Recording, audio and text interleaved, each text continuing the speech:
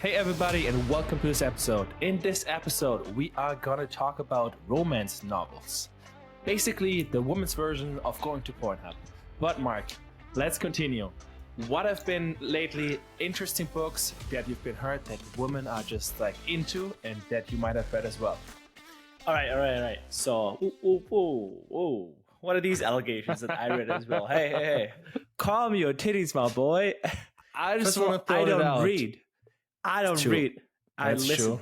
And I have no regrets about these books. Oh my god! In this house here, I just heard like, oh my god, this biceps and whatever this sex scene. Boy, let me tell you about this. So I listened to the fourth wing. It's part of the Empyrean saga, which is by Rebecca Yarros, and I think the last two books were released in the last year and a half. So 2 books in 1 year. So first of all, super fast. And actually that is a category called, I think, romantasy. So it's mixed between romance and fantasy. Yeah. And so think about like Game of Thrones, but has a mix also just a lot of romance in there. So you have like sex scenes or it's very descriptive in terms of how this person's out of a first person character and it describes everything. And me listening to it, I was like, this is awkward because it's a female main character and you're describing just a guy all the time. And then look at this biceps vein. I was like, why the fuck is she always talking about these damn biceps veins, man? Just give me some drags, bitches.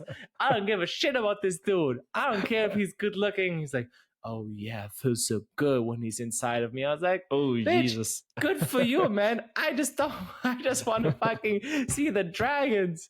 I don't need the sex shit.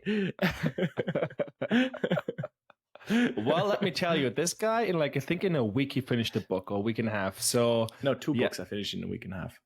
Well, I mean, even more impressive. But yeah, I guess they don't only hook women, but yeah.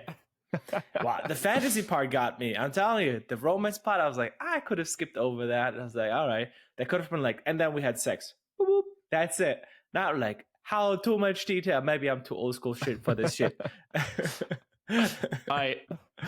So anyways, that just shows like at these books actually more and more incoming. Mark, in general, just guess, for example, how many romance print copies were sold. Let's start with 2020. So like 4 years ago. Are we talking about romance or romantasy? No, romance, because like the Roman fantasy is just like a subcategory. But I just want to know in general for romance.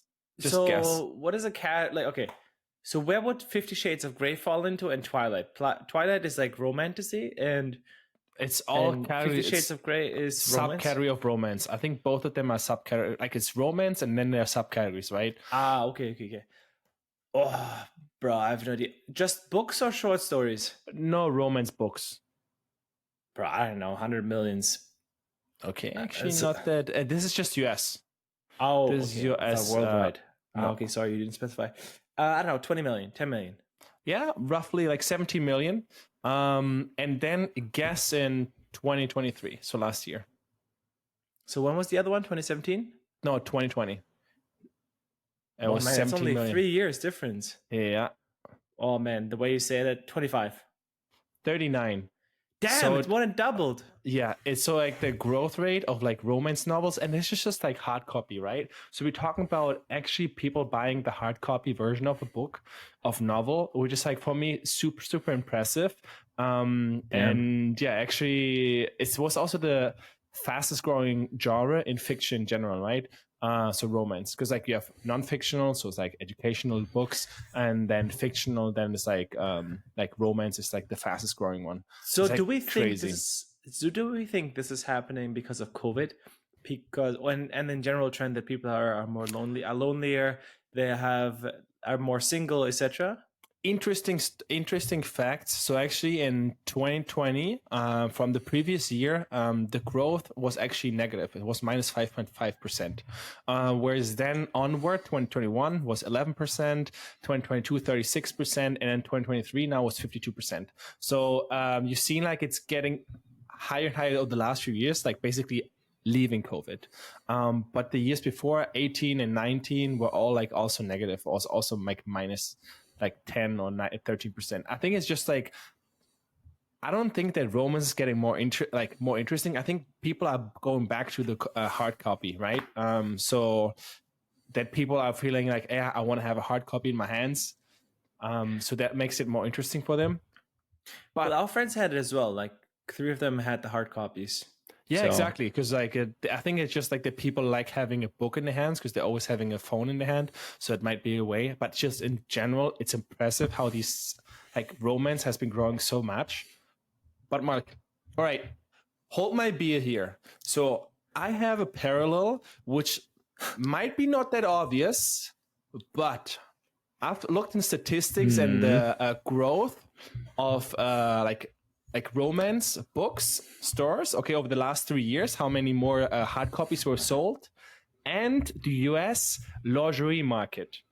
So both of them were growing. Like for example, you have lingerie. So the lingerie market, guess the market size of the lingerie market in 2022. Yeah, in US, exactly. 100 million. No, probably more, much more. Well, much more. Come on. $1 billion. 2 billion. It's 3.4 billion. Nice. So I support this message.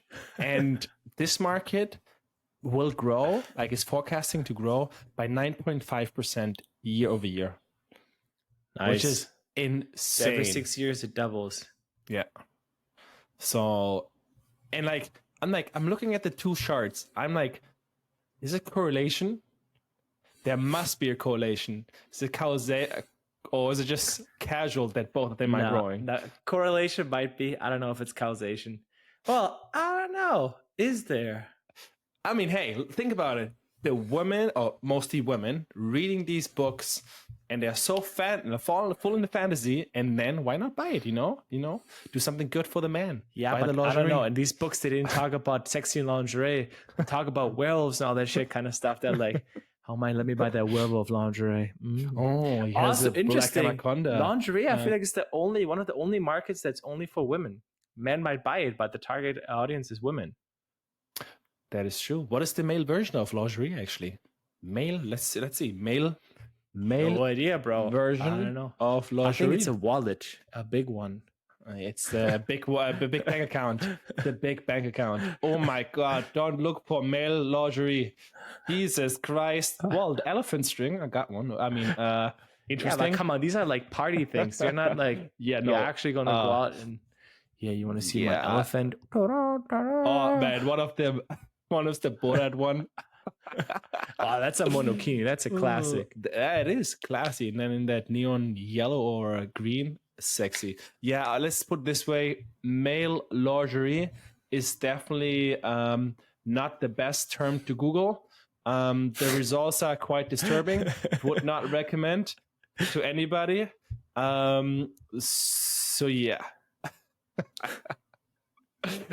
For me, it was just like super interesting to see because like from our friends are like, oh yeah, we're reading this book. So I got really, really intrigued by the market of romance novels.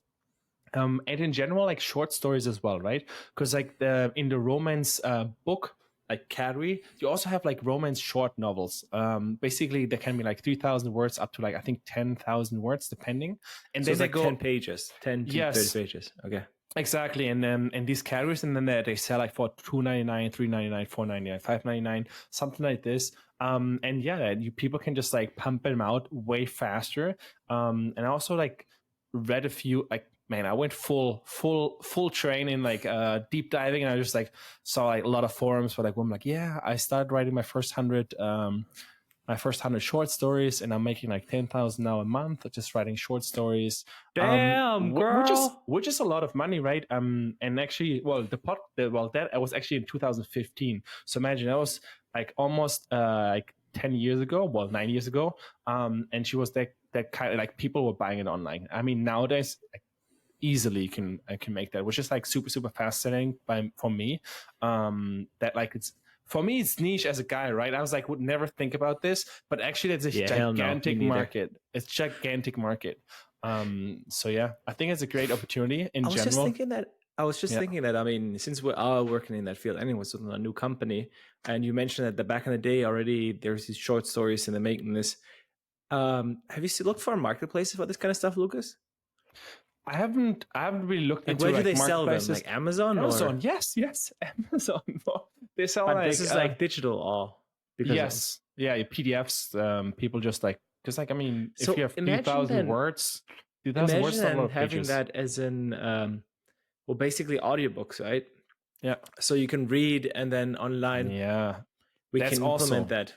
AI in general, like implementing AI. Like think about these Oof, stories, reading that. and then you have like I'm not sure. Let's say 50 Shades of Grey, right? And then the male part is always read by like a very sexy, seductive voice, male voice.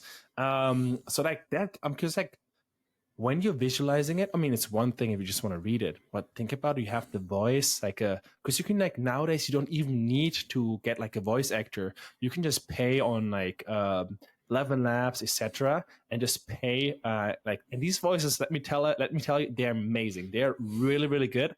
Also, you can check them out at mamacita.ai. Don't worry, you can choose your own if you have preferences. But yeah, basically, and those are words from our sponsor. Thank you. Thank you. Yeah, exactly. So yeah, it's super cool. I think it's fascinating, and I believe in the next few years we will see more and more of these short stories and books, also like directly read by audio, like by AI voices. And yeah, I think that's going to be a trend. And yeah, I like it. I think it's cool. I think it's also something that we should talk about at some point, Lucas, when we introduce our a new company we're doing, etc. And basically in like already a couple did, of weeks. bro. Yeah, we basically did, but a deep dive and all that stuff I think will be interesting. Maybe in 4 weeks or a couple of that, just introduce it. What are the stats? How is it going, etc. And what we tried. I think that would be cool. Yeah, I really like, honestly, really great category. I think it's a niche that's not actually a niche. Fucking fantastic thing. I think there's a massive market, which is, I think, will keep growing. Honestly. Oh, for sure. I mean, now with AI, it's so many more options. Like you can like write romantic stories. Crazy. Just use AI. Just like teach them, like, hey, write like these are the sources. Write similar stories, and then you can publish it and sell it. So it's like crazy. But anyways, guys, if you like this episode, because we don't have a gentleman's agreement, we have a twins agreement, and the twin agreement is basically if you like this episode, go on YouTube, press subscribe, or if you're on Spotify, Apple, iTunes, podcast, whatever you are, just press subscribe. And of course, if you like it, share it with a friend, and of course, catch you next episode. Peace. Peace.